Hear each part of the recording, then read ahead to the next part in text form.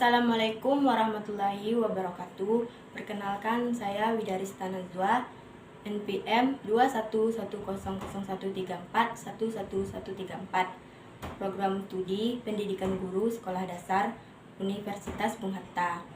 Baiklah, saya akan menjelaskan tentang siklus nitrogen atau daur nitrogen. Nitrogen ini merupakan unsur senyawa yang sangat berpengaruh dalam kehidupan makhluk hidup. Namun, nitrogen ini tidak bisa langsung digunakan oleh makhluk hidup. Harus dikonversi terlebih dahulu oleh makhluk hidup agar dapat digunakan. Baiklah, langsung saja ke siklus nitrogen. Apa itu siklus nitrogen? Siklus nitrogen merupakan suatu proses konversi senyawa yang mengandung unsur nitrogen menjadi berbagai macam bentuk kimiawi yang lain.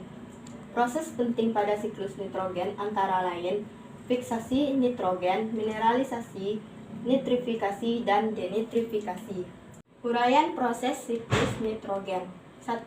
Amonifikasi, yaitu proses penguraian amonia menjadi gas oksigen atau N2. 2. Nitrifikasi merupakan proses pembentukan asam nitrat dari amonia. 3. Nitritasi, yaitu proses pembentukan asam nitrit dari amonia. 4. Nitratasi, yaitu proses pembentukan asam nitrat dari asam nitrit.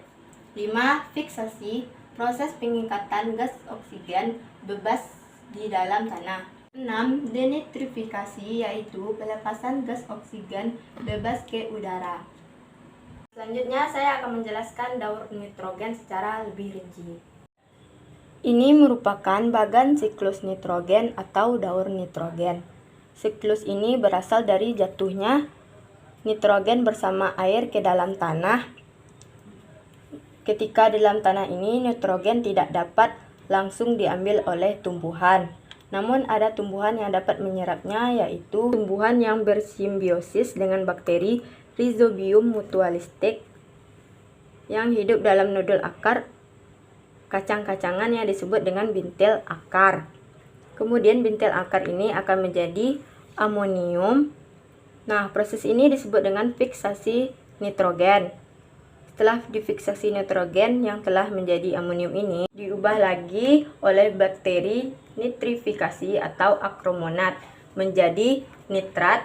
Nah, proses ini disebut dengan nitrifikasi, di mana nitrat ini merupakan unsur yang dapat digunakan semua tumbuhan yang dapat digunakan untuk melakukan fotosintesis, sehingga langsung dapat digunakan. Proses ini disebut dengan asimilasi. Kemudian, jika ada tumbuhan atau hewan yang mati, bangkai tersebut akan diuraikan oleh dekomposer, yaitu fungi dan bakteri. Hasil uraian tersebut akan menjadi amonium, sehingga akan kembali berulang atau dapat melakukan pendauran ulang kembali. Proses terakhir, nitrat menjadi nitrogen bebas oleh bakteri denitrifikasi. Kenapa? Karena nitrat yang masih tersisa di dalam tanah ini oleh tumbuhan dan hewan dan akan kembali ke atmosfer atau nitrogen bebas dan berulang terus-menerus. Baiklah, itu saja video yang dapat saya sampaikan. Jika ada kesalahan, saya mohon maaf. Terima kasih. Wassalamualaikum warahmatullahi wabarakatuh.